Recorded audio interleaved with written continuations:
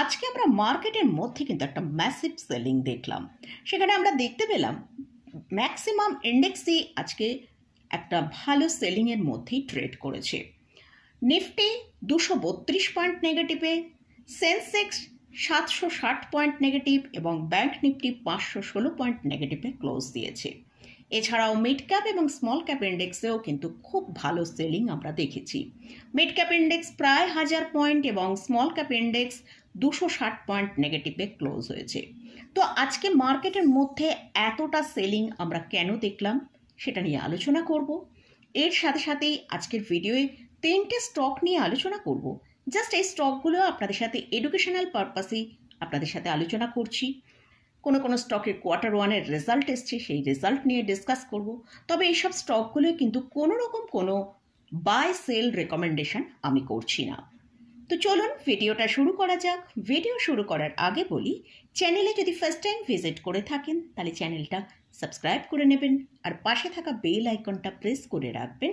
আমি video upload করার সাথে সাথে আপনাদের কাছে ভিডিওটা পৌঁছে যাবে। আর ভিডিওটা যদি ভালো লাগে অবশ্যই লাইক এবং শেয়ার করতে ভুলবেন না। তো আজকে আমরা মর্নিংয়ে যখন মার্কেট ওপেন হয়েছিল সেখানেই আমরা দেখেছি একটা ডাউনেই ওপেন হয়েছে, যেটা 24,544-এ।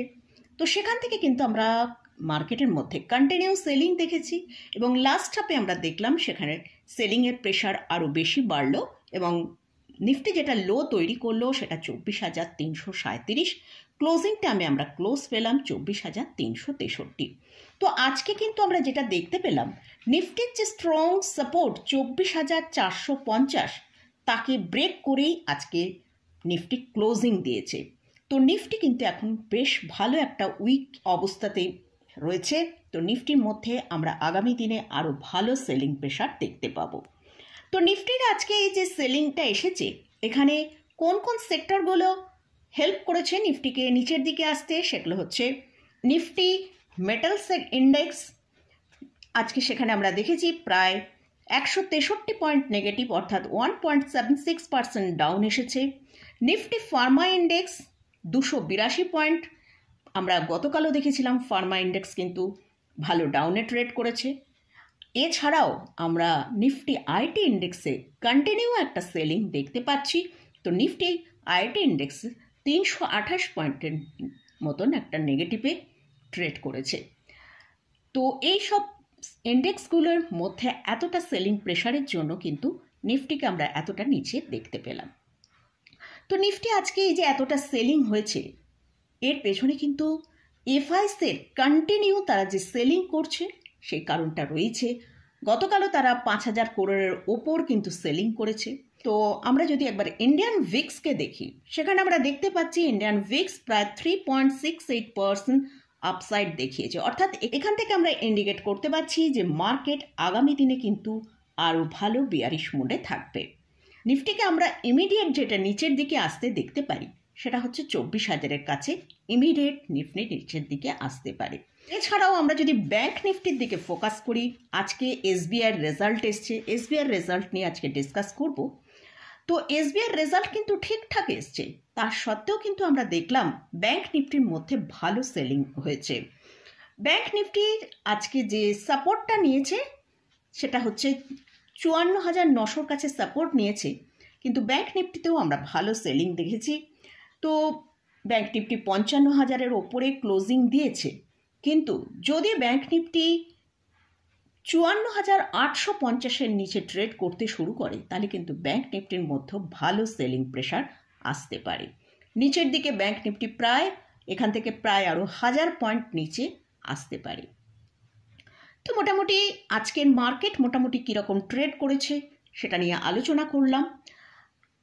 তো সানডে ভিডিওয়ে যেরকম নিফটি ব্যাংক নিফটির লেভেল নিয়ে ডিসকাস করি সেরকম ডিসকাস করব।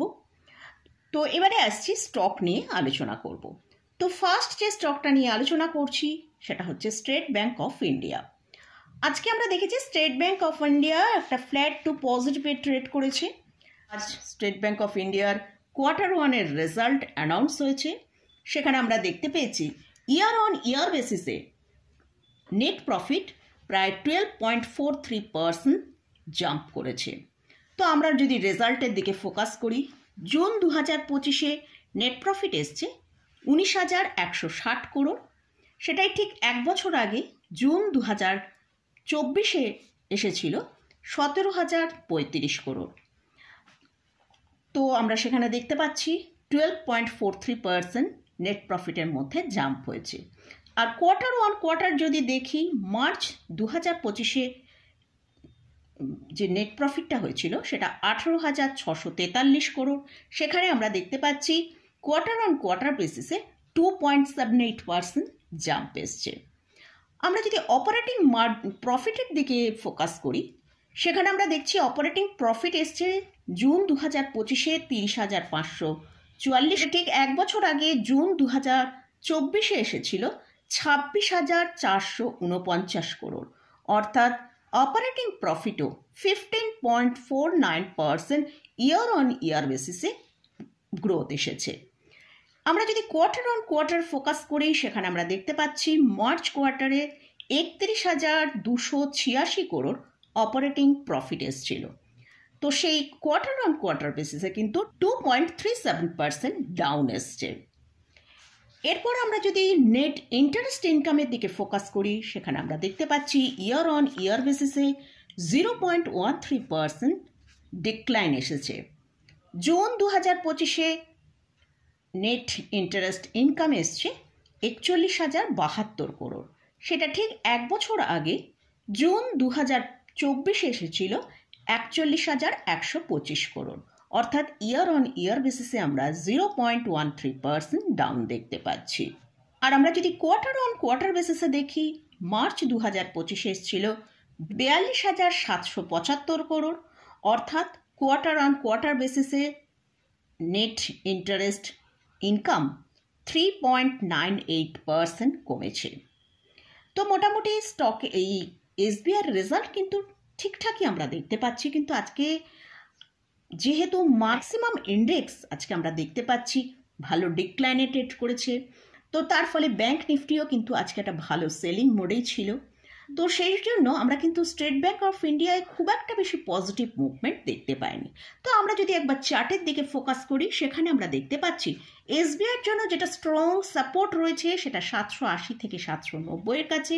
যদি এই সাপোর্টটা মেনটেন করতে পারে, তাহলে স্টকটা আগামী দিনে ওপরের দিকে 822 থেকে 840 টাকা পর্যন্ত শর্ট টার্মে মুভ করতে পারে। নেক্সট যে স্টকটা নিয়ে আলোচনা করছি সেটা হচ্ছে টাইটান। টাইটানের কারেন্ট প্রাইস চলছে 3,465 টাকা। এই স্টকটার মধ্যেও আজকে ভালো আপসাইড এসছে, যেটা 1.49%।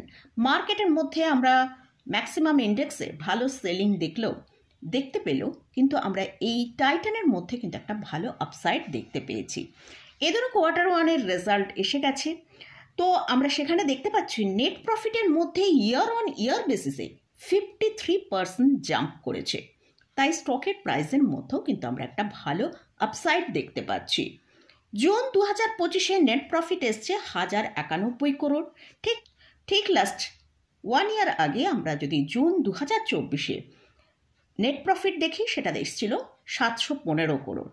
তো সেখান থেকে ইয়ার অন ইয়ার বেসিসে এখন আমরা 53% জাম্প দেখছি। আমরা কোয়ার্টার অন কোয়ার্টার বেসিসে যদি দেখি, মার্চ 2025-এ নেট প্রফিট এসেছিল 871 করোড়। সেখানেও আমরা কিন্তু একটা ভালো আপসাইডেই নেট প্রফিটের মধ্যে কোয়ার্টার অন কোয়ার্টার বেসিসেও দেখতে পাচ্ছি। তো রেভিনিউর মধ্যে আমরা কিন্তু দেখতে পাচ্ছি ইয়ার অন ইয়ার বেসিসে সেখানেও 25%-এর মতন কিন্তু গ্রোথ এসেছে। তো জুন 2025-এ রেভিনিউ এসছে 16,626 করোড়, যেটা ঠিক লাস্ট এক বছর আগে সেম পিরিয়ডে জুন 2024-এ এসেছিল 13,386 করোড়। তো সেখানে কিন্তু আমরা 25% ইয়ার অন ইয়ার বেসিসে মানে বাড়তে দেখেছি রেভিনিউ। আর মার্চ 2025-এ যদি দেখি, অর্থাৎ কোয়ার্টার অন কোয়ার্টার বেসিসে মার্চ 2025-এ এসেছিল 15,032 করোড়। তো সেখানেও আমরা কিন্তু নেট প্রফিটের মধ্যে একটা জাম্প দেখতে পাচ্ছি। তো মোটামুটি এই টাইটানের রেজাল্টও কিন্তু খুব ভালো আসার জন্যই আজকে আমরা এই স্টকের মধ্যে একটা ভালো আপসাইড দেখতে পাচ্ছি। তো এই স্টকের চার্টের দিকে যদি ফোকাস করি, সেখানে আমরা দেখতে পাচ্ছি স্টকের জন্য এখন যেটা সাপোর্ট আছে সেটা হচ্ছে 3380 কাছে কিন্তু একটা সাপোর্ট রয়েছে। যদি এই সাপোর্টটা মেনটেন করতে পারে তাহলে স্টকটা একটা আপসাইড দেখাতে পারে। যদি এই স্টকটা 3480 উপর ট্রেড করে সাস্টেন করে তাহলেই কিন্তু স্টকটাকে ভালো আপসাইড আমরা মুভ করতে দেখতে পারি, যেটা ওপরের দিকে 3550 থেকে 3580 টাকা পর্যন্ত মুভ করতে পারে। লাস্ট যে স্টকটা নিয়ে আলোচনা করছি সেটা হচ্ছে গ্রাসিম। এই স্টকের কারেন্ট প্রাইস চলছে 2691 টাকা। এই স্টকটা আজকে 1.94% ডিক্লাইন দেখিয়েছে। গ্রাসিমের স্টকে আমরা যদি কোম্পানি যে কোয়ার্টার ওয়ানের রেজাল্টটা দেখিয়েছে সেখানে দেখতে পাচ্ছি যে নেট প্রফিট হয়নি, নেট লস হয়েছে 118 করোড়। রেভিনিউ ইয়ার অন ইয়ার বেসিসে 34% জাম্প করেছে, যেটা 9223 করোড় জুন 2025 এসেছে। এছাড়াও অপারেটিং মার্জিন সেখানেও কিন্তু ডিক্লাইন এসছে, যেটা জুন 2024 5.07% ছিল, সেটা এখন জুন 2025 এসছে 4.41%। তো আমরা যদি স্টকের চার্টের দিকে একবার ফোকাস করি, সেখানে দেখতে পাচ্ছি স্টকটা 2640 টাকার কাছে কিন্তু একটা সাপোর্ট রয়েছে। যদি এই সাপোর্টটা মেনটেন করতে পারে তাহলে এই স্টকটা একটা আপসাইড দেখাতে পারে, যেটা উপরের দিকে 2750 টাকা পর্যন্ত একটা আপসাইড আসতে পারে।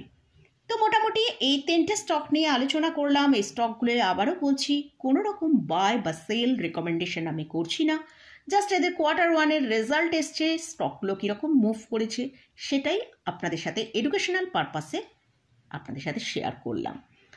তো এই স্টক এবং ইন্ডেক্স নিয়ে আজকের ভিডিওয়ে আলোচনা করলাম। তো মোটামুটি আজকের ভিডিওটা এখানেই শেষ করছি। ভিডিওটা যদি ভালো লাগে অবশ্যই লাইক করবেন, শেয়ার করবেন, সাবস্ক্রাইব করবেন। ধন্যবাদ।